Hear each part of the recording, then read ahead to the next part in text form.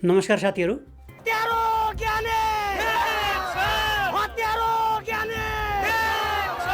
त्यो थियो आजभन्दा 17 वर्ष अगाडि हजारौं जनताहरू, नेपाली जनताहरू सडकमा आएर राजतन्त्र चाहिँदैन भन्दै लगाएको नारा। अनि आज तिनै जनताले फेरि त्यसै गरी सडकमा आएर रङ्गशालामा चाडपर्व मनाउँदा जहाँ जहाँ नेता जान्छन् त्यही ठाउँमा गएर लगाएको यो अर्को नारा पनि सुन्नुहोस्।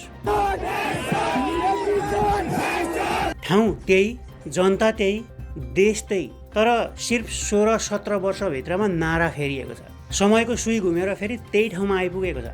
हिजो जसको विरुद्धमा फलानो चोर देश छोड भन्दै नारा लाग्थ्यो, आज उसैको नाम लिएर आऊ देश बचाऊ भन्ने नारा लाग्दैछ। अनि उनी जहाँ जान्छन् त्यही मानिसको भिड बढ्दै गएको देखिन्छ।